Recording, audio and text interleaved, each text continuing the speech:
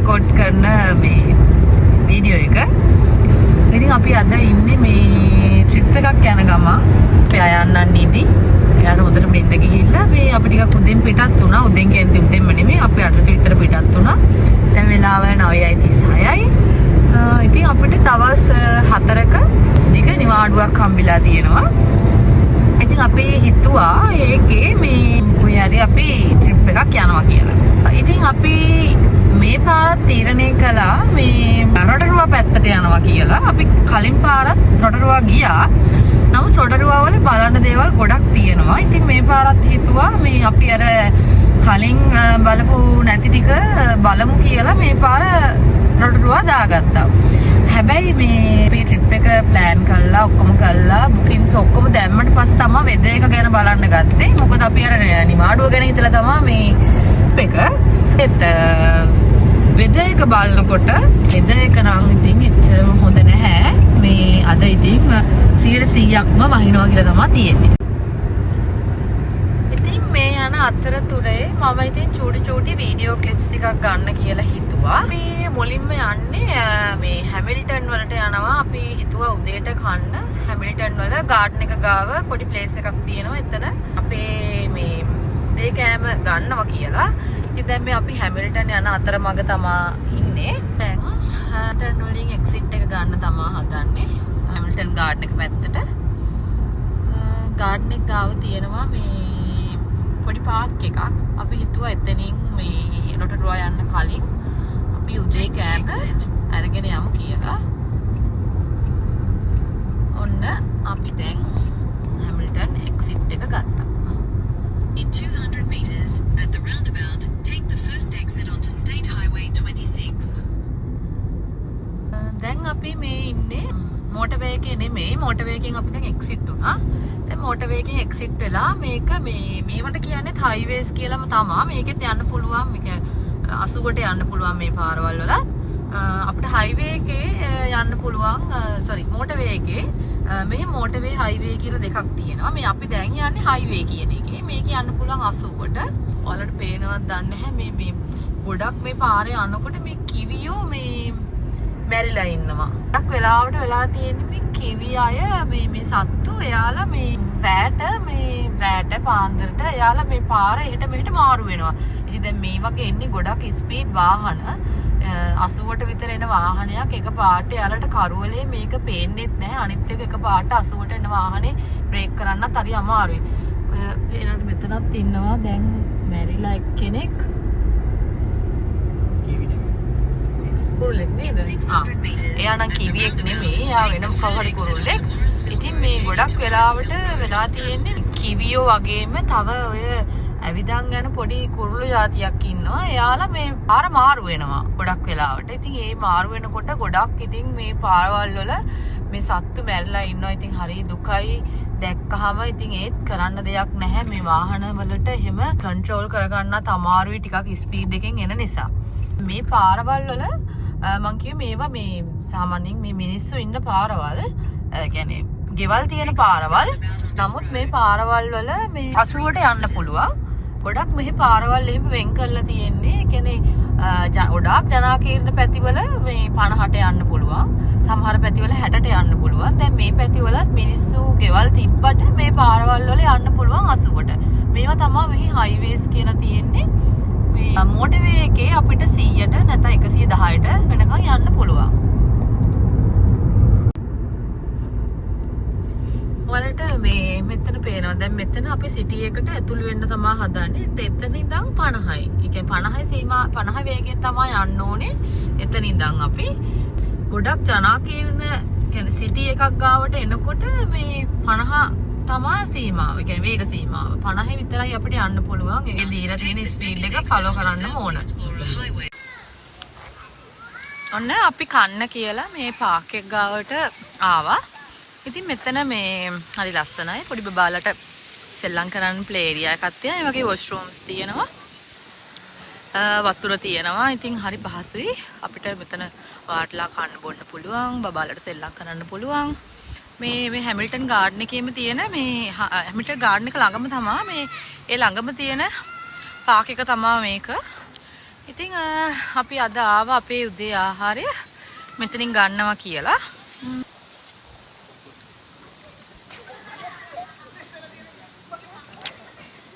මෙන්න අපේ පුංචි ගැස්සෙල්ලම් කරනවා බබාලත් එක්ක.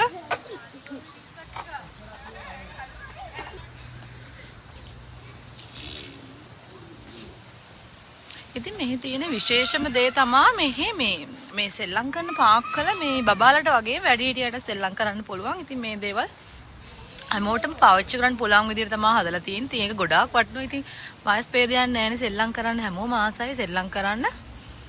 ඉතින් මෙහි විනෝද වෙන මේ හැම දෙයකටම මේ බබාලට වගේම වැඩිහිටියන්ටත් මේ පාක්වල සෙල්ලම් කරන්න ඒ පහසුකම් අවමන්ට් එකෙන් ඉතින් ඔක්කොම සලසලා තියෙනවා.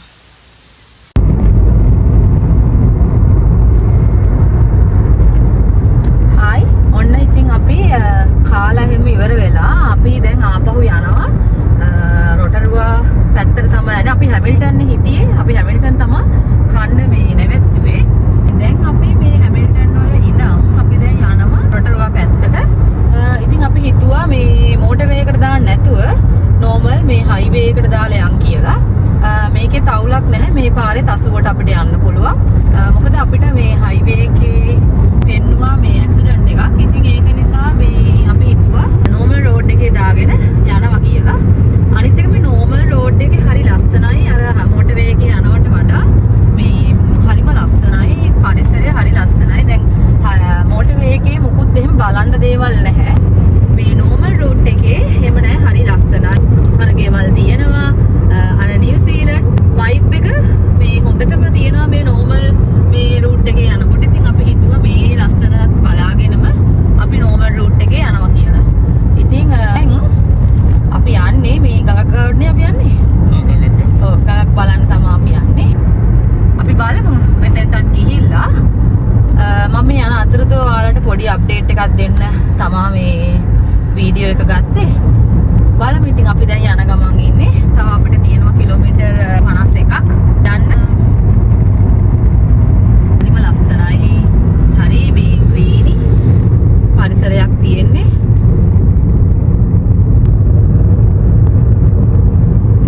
දැන් නම් ටිකක් අවුව පායලා තියෙන්නේ. මම තිබ්බොත් හොඳයි. ඒ උනාට වහිනවා කියලා තමයි තියෙන්නේ. ඒ උනාට මෙහෙම තිබ්බොත් නම් හරිම ලස්සනයි පරිසරේ. මාරම ලස්සනයි මේ යන පරිසරේ.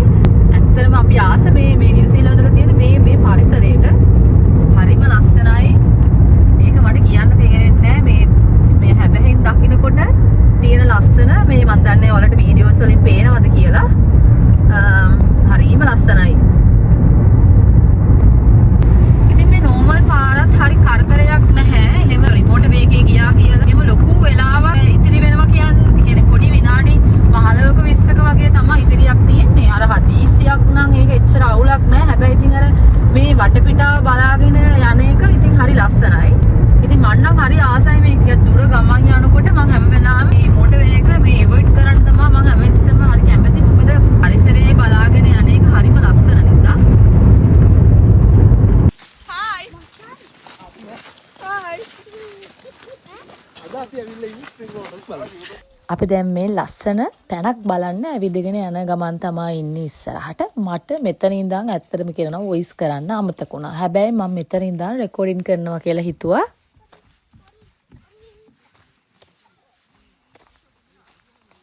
We're going to climb that mountain. No. Big rock.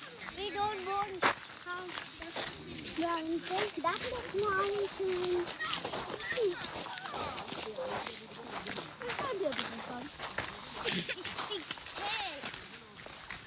So far away. Then we go to dig like this, and then we go.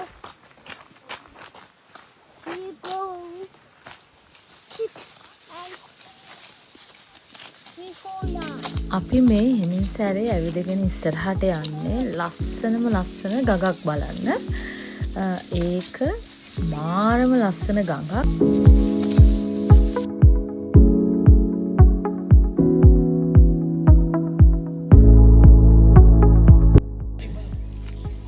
මේ තමයි තේ වයි හව් කියන ගඟ. එහෙමත් නැත්නම් බ්ලූ ස්ප්‍රින්ග්ස් කියලා තමයි මේකට කියන්නේ.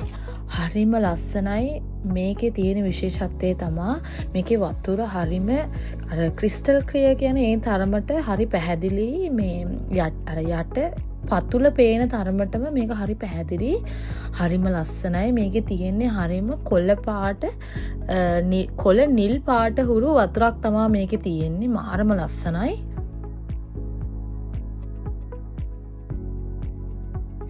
මේ භූගත ජල දර හරහා ගමන් කරන විට මේ අංශු ඉවත් වෙන නිසා තමයි මේ පවිත්‍රතාවය එහෙම නැත්නම් මේ පියුරිටි එක මේ නිසා තමයි මේ නිල් කොළ පාට මේ වතුරට එකතු වෙලා තියෙන්නේ. ඉතින් හරිම ලස්සනයි.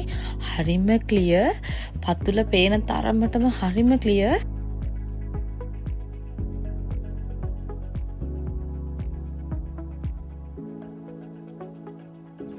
මේ වතුර මේ ගොඩක් සීතලයි. මේ අවුරුදු 50ත් 100ත් අතර කාලයක් මේ ජලය භූගතව තිබ්බ නිසා තමා මේ වතුර මෙච්චර සීතල වෙලා තියෙන්නේ.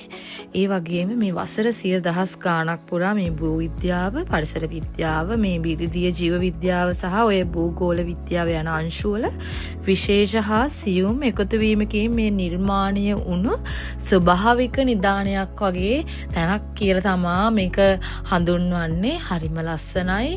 හරිම පිරිසුදුයි මේ වතුර.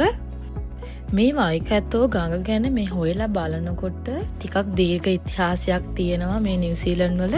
හැබැයි මේකත් කියන්න ඕන නිව්සීලන්ඩ් වලට ලංකාවට තරම් එහෙම ලොකු ඉතිහාසයක් නෑ. 2000 ගණන් 2500 ගණන් හරිම කෙටි ඉතිහාසයක් තියෙන්නේ. අවුරුදු 100ක 200ක වගේ කෙටි ඉතිහාසයක් තියෙන්නේ. නමුත් ඔවුන්ගේ මේ ඉතිහාසයෙන් ලැබිච්ච දේවල් හරි ලස්සනට නඩත්තු කරගෙන දේවල් ඉදිරි අනාගතයට බලන්න පුළුවන් විදිහට ඒවා හරියට සුරක්ෂිත කරනවා.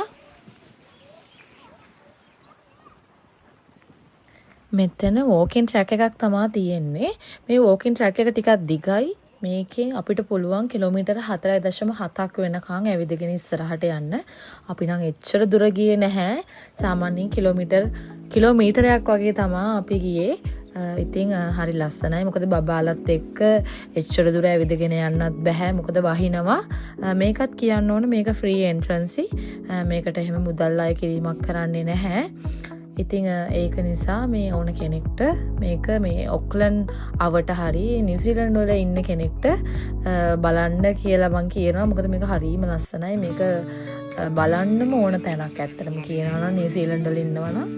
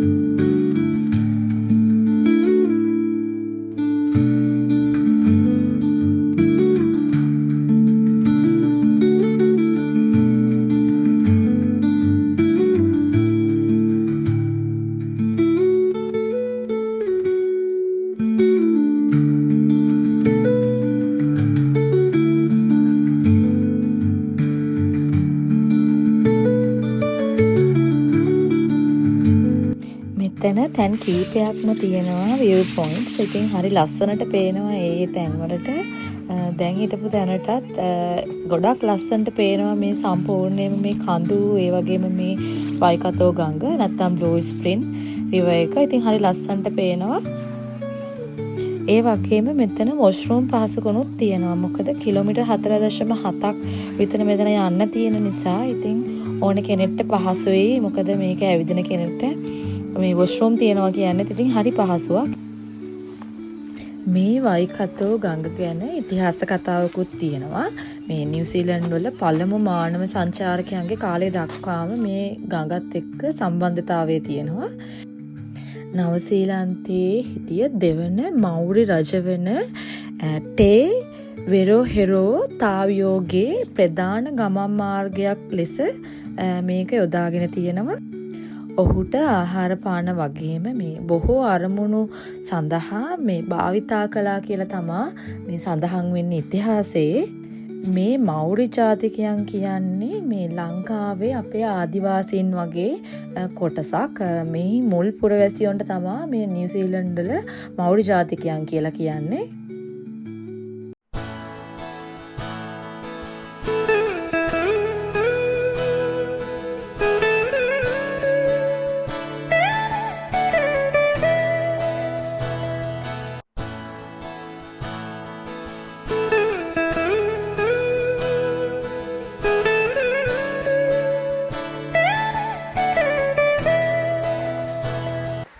දෙදහය වසරේ අප්‍රේල් 15 වන දින එවකට සිටි අගමැතිනි හෙලන් ක්ලාක් විසින් මේ ගංගාව ඇවිදීමේ නිල මාර්ගයක් ලෙස ජනතාවට විවෘත කරලා තියෙනවා.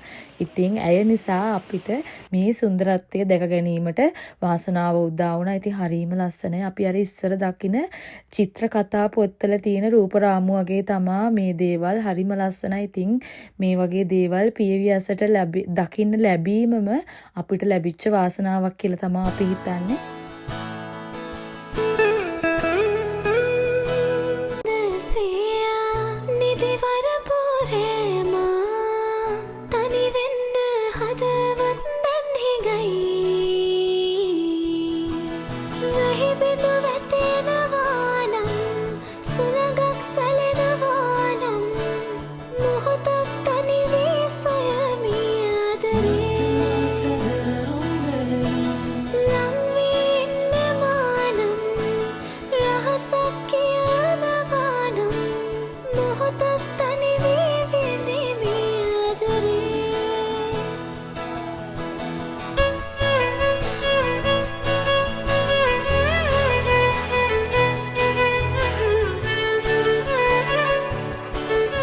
බ්ලූ ස්ප්‍රින් හරහා මේ නගරයේ තියෙන ගෘහස්ත වතුර සැපයීමට ලොකු දායකත්වයක් වෙනවා.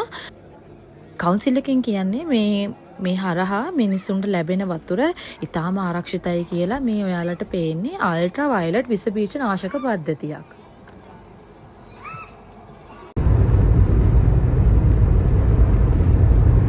ඉතින් අපි බ්ලූ ස්ප්‍රින් රිවර් එකට සමු දීලා අපි දැන් යනවා තවත් ලස්සන තැනක් බලන්න.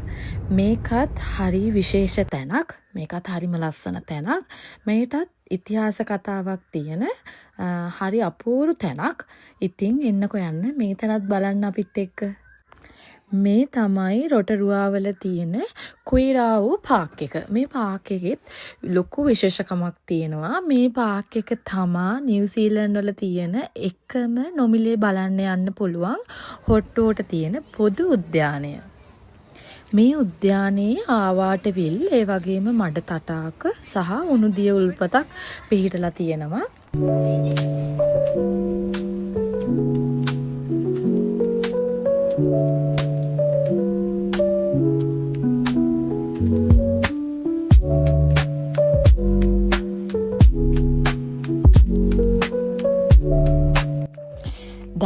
වන සියවස අගභාගයේ එන්ටාගි කියලා කෙනෙකු විසින් තමා මේ උද්‍යානය නගරයට තෑග්ගක් විදිහට දීලා තියෙන්නේ.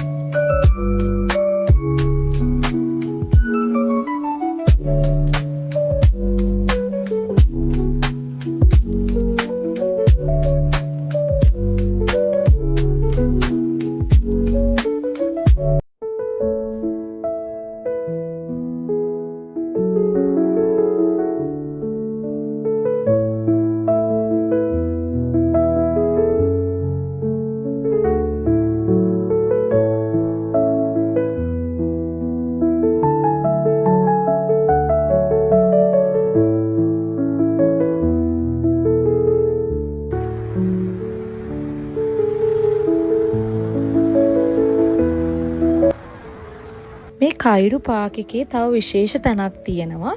මෙහි මේ නොමිලේ කකුල් සම්බාහනය කර ගැනීම සඳහා පොඩි පොඩි තටාක වගේ දේවල් හදලා තියෙනවා. මේ වගේ තියෙන්නේ මේ විල්වල තියෙන හොට්ටුවටම තමා. ඒවට පුළුවන් අපිට අපේ කකුල් දාගෙන ඒ කකුල් සම්බාහනය කරගන්න.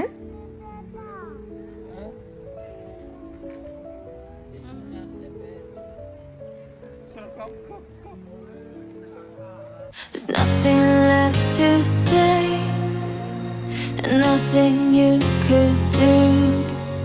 There is no other way when it comes to the truth. So keep moving on. You know you'll make it through.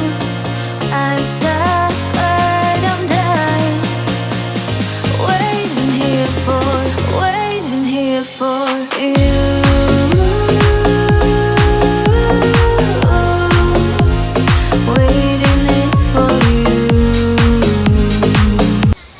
මහවුරි පුරාවෘත්තයට අනුව මේ උද්‍යානයේ ඇතිවිල ටවුකාහු ලෙස හැඳින්වෙනවා. කුයිරා වූ නම් රෝමත් කාන්තාවක් මේ ස්ථානයේ ස්නානය කරමින් ඉඳලා තියෙනවා. ඒ අතරේ ටනීවා කියලා, මේ ටනීවා කියන්නේ මේ පුරාවෘත්ත ජීවියෙකුට මේ ඔහු ඇයව මේ ඔහුගේ ගුහාවට අරගෙන ගිහිල්ලා තියෙනවා. ඒ වෙලාවේ කෝපයටපත් වෙලා තියෙනවා දෙවිවරු. ඉන්පසුව මේ ටනීවා විනාශ කිරීමට මේ විල උතුරලා තියෙනවා කියලා තමා ජනප්‍රවාදයේ සඳහන් වෙන්නේ. මේ කුයිරා උද්‍යානය මේ ක්‍රියාකාරී භූතාප උද්‍යානයක්. මෙය මේ ඉතිහාසයේ පුරාම පිපිරීම් සිදු වෙලා තියෙන ස්ථානයක්. ඒ වගේම 2006 දී මේ මඩ තටාකයේ පිපිරීමෙන් මීටර් 15ක් උස්ස මඩ ගිහිල්ලා තියෙනවා කියලා තමා කියන්නේ. ඒ වගේම 2001 දී විශාල පිපිරීමකින් ආවාටයන් නිර්මාණය වෙලා මඩ සහ අලු පිට වෙලා තියෙනවා කියලා සඳහන් වෙනවා. මේ භූතාප ක්‍රියාකාරකම් නිසාම මෙය නැරඹීමට එන අයට ඇවිදින මන්තිරුවල රැඳී සිටින දෙසට සහ මේ පාෂාණ මත්තට නැගීමෙන් වළකින ලෙසත් මේ පුවරුවල සඳහන් වෙලා තියෙනවා. මන් ජීවිතේ පළවෙනි වතාවට තමා මේ වගේ ලොකු උණු වතුර තියෙන ස්ථානයක් දැක්කේ. මට හිතාගන්න බැහැ මේ පුදුමාකාර ලොකුයි. මේක මං හිතන්නේ කිලෝමීටර් 26ක් පුරාවට මේ උද්‍යානය පැතිරිලා තියෙනවා. මෙහි තියෙන වතුර ඉතාම උෂ්ණත්වයෙන් ඉහළයි. සමහර තැන්වල අර වතුර නටන සද්දය ඇහෙනවා. ඒ වගේම මේ ස්ථානයේ ලොකු දුර්ගන්ධයක් තියෙනවා. මොකද අපි නතර වෙලා හිටියේ මේ ස්ථානයේ ඉඳලා කිලෝමීටර් 1.5ක් විතර දුරින් තියෙන තැනක. එම ස්ථානයටත් මෙහි තියෙන දුර්ගන්ධයම එනවා. මං හිතන්නේ මේ කුයිරාව් පාක් එක අවට තියෙන නගරවල මේ දුර්ගන්ධය තියෙනවා කියලා. අද වැස්ස වගේම හුලම් වැඩි දවසක්. ඉතින් මේ හුලගත් එක්කම මේ රස්නේ තියෙන වාෂ්ප ගතිය මේ එනවා හුලගත් එක්කම. ජල වාෂ්ප ඒ උණුසුම මේ හොඳටම දැනෙනවා. අපි දැන් කුයිරාව් පාක් එක බලලා ඉවරයි. අපි හදන්නේ නතර වෙලා හිටිය තැනට යන්න තමා. මේක දවස් 2ක ගියපු ට්‍රිප් එකක්. ඉතින් තව වීඩියෝ එකක් තියෙනවා. මොකද මේ වීඩියෝ එකට මේක දැම්මොත් එහෙම මේ වීඩියෝ එක ගොඩක් දිග වෙනවා. ඉතින් ඒ වීඩියෝ එකෙන් අපි හම්බෙමු. එහෙනම් ගිහිල්ලා එන්නම්. හැමෝටම සුබ දවසක්.